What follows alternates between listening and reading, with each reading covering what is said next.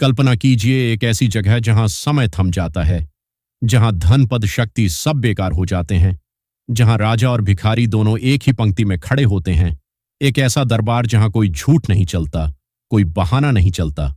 और उस दरबार के सिंहासन पर बैठे हैं यमराज, जिनका नाम सुनते ही रूह कांप जाती है, जिनके बारे में कहा जाता है यमराज आ गए और सब कुछ खत्म। लेकिन क्या आप जानते हैं, यमराज सिर्फ मृत्यु के देवता नहीं हैं, वे धर्मराज हैं, न्याय के सबसे बड़े रक्षक हैं। क्या आप जानते हैं वो हनुमान जिन्होंने यमराज को रोक दिया अपने पिता की रक्षा के लिए? क्या आप जानते हैं, एक औरत ने यमराज को हरा दिया था, अपनी बुद्धिमानी से उन्हें झुका दिया था। क्या आप जानते हैं यमराज के पास एक ऐसा दर्पण है जिसमें आपके पूरे जीवन की हर घटना, हर शब्द, हर विचार सब दिखाई देता है। आज की इस यात्रा में हम खोलेंगे यमराज के उस संसार को जहां हर आत्मा को एक दिन जाना ही है। वो कहानियां जो आपकी रूह को छू जाएंगी, वो सच्चाइयां जो आपकी जिंदगी बदल देंगी, और वो रहस्य जो आपने कभी नहीं सुने।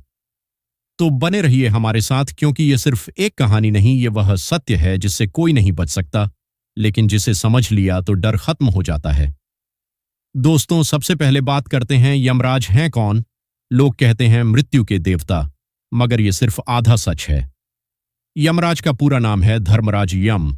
धर्म और राज दोनों शब्द ध्यान से सुनिए। धर्म का राजा, न्याय का शासक। वे सूर्यदेव और संध्या के पुत्र हैं। उनकी एक जुड़वा बहन है यमुना। हाँ, वही यमुना नदी जिसमें आप स्नान करते हैं। यम और यमुना का रिश्ता इतना पवित्र था कि आज भी भाई दूज के दिन यमुना में स्नान करने से यमराज प्रसन्न होते हैं। कहते हैं इस दिन यमराज अपनी बहन से मिलने आते हैं। लेकिन एक साधारण देवपुत्र मृत्यु का देवता कैसे बन गया? अब बात करते हैं यमराज के असली रूप की। पुराणों में यमराज का वर्णन इस प्रकार है: रंग हरा या नील काला। यह रंग गंभीरता और रहस्य का प्रतीक है। आंखें लाल, लेकिन क्रोध से नहीं बल्कि न्याय की तीव्रता से। हाथ में दंड, एक लाठी, यह न्याय और अनुशासन का प्रतीक है। सवारी भैंसा। भैंसा धैर्य और शक्ति का प्रतीक है। सिर पर मुकुट, क्योंकि वे राजा हैं, यमलोक के राजा। लेकिन सबसे महत्वपूर्ण, उनका चेहरा शांत होता है। वे चिल्लाते नहीं, गुस्सा नहीं दिखाते, बस गंभीरता से न्याय करते हैं। यमराज अकेले नहीं हैं, उनके कई सहायक हैं। एक चित्रगुप्त, कर्मों का हिसाब रखने वाले, हर जीव के हर कर्म का लेखा जोखा। दो यमदूत, दो प्रकार के दिव्य यमदूत सुंदर शांत पुण्य आत्माओं को लेने आते हैं। भयंकर यमदूत काले क्रोधित पापियों को घसीट कर ले जाते हैं। तीन श्यामा और शबला, यमराज के दो कुत्ते, चार आंखों वाले यह संसार में घूमते हैं और मरने वालों का पता लगाते हैं। चार न्याय दर्पण, एक दिव्य दर्पण जिसमें आत्मा का पूरा जीवन दिखाई देता है, हर अच्छा बुरा काम। सुनिए यह अद्भुत कथा। जब सृष्टि नई नई बनी थी तब मृत्यु नहीं होती थी, कोई नहीं मरता था, सब अमर थे। लेकिन एक समस्या थी, अगर कोई मरेगा नहीं तो नया जन्म कैसे होगा? अगर पुरानी पत्तियां नहीं झड़ेंगी तो नई कोपें कैसे आएंगी? ब्रह्मा जी ने सोचा मृत्यु जरूरी है, लेकिन पहली मृत्यु कौन स्वीकार करेगा? तब यम ने कदम आगे बढ़ाया। उन्होंने कहा, मैं पहली मृत्यु स्वीकार करता हूं। मैं मृत्युलोक जाऊंगा। मैं अपनी देह त्यागूंगा ताकि जीवन मृत्यु का चक्र शुरू हो सके। सोचिए कितना बड़ा त्याग, कितनी बड़ी हिम्मत। यम धरती पर आए और उन्होंने पहली बार मृत्यु का अनुभव किया, इसलिए उन्हें यम कहते हैं। यम का मतलब होता है संयम। जिसने अपने प्राणों पर संयम किया, जिसने मृत्यु को स्वीकार किया। ब्रह्मा जी इतने प्रसन्न हुए कि उन्होंने यम को यमलोक का राजा बना दिया और उन्हें जिम्मेदारी दी हर प्राणी के कर्मों का हिसाब रखने की, न्याय करने की। यमराज बन गए धर्मराज। यमराज को धर्मराज क्यों कहते हैं? क्योंकि वे सिर्फ मारते नहीं, वे न्याय करते हैं। उनके दरबार में कोई भेदभाव नहीं। अमीर गरीब, राजा रंक, ब्राह्मण शूद्र, सब बराबर। आपने जीवन में क्या किया यही मायने रखता है।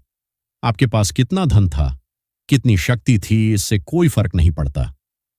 यमराज कठोर हैं लेकिन क्रूर नहीं। वे निष्पक्ष हैं लेकिन निर्दयी नहीं। उनका काम है धर्म की रक्षा, और धर्म का मतलब सत्य, न्याय, कर्तव्य। इसीलिए महाभारत में युधिष्ठिर को भी धर्मराज कहा गया, क्योंकि युधिष्ठिर असल में यमराज के ही अवतार थे।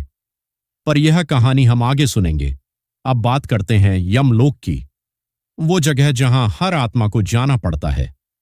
पुराणों के अनुसार यमलोक दक्षिण दिशा में स्थित है, इसलिए दक्षिण को यम की दिशा कहा जाता है। इसीलिए कई लोग दक्षिण दिशा में सिर करके नहीं सोते। यमलोक की राजधानी का नाम है संयमनी नगरी। यहां एक विशाल दरबार है, सोने के खंभे, चांदी के दरवाजे, लेकिन एक अजीब शांति, एक गंभीर वातावरण।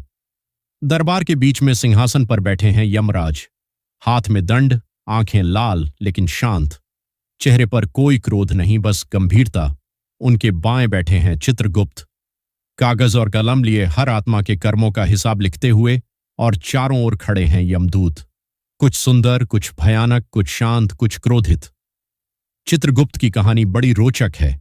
चित्रगुप्त का मतलब होता है छुपी हुई तस्वीर, जो सब देखता है लेकिन दिखाई नहीं देता। चित्रगुप्त के पास एक विशाल पुस्तक है, अग्रसंधानी। इस पुस्तक में हर जीव के हर कर्म का हिसाब लिखा होता है। आपने कब, कहां, क्या किया, किससे क्या बोला, किसके बारे में क्या सोचा, हर छोटी बड़ी बात सब लिखा है। जब आत्मा यमलोक पहुंचती है तो चित्रगुप्त पुस्तक खोलते हैं और पढ़ना शुरू करते हैं।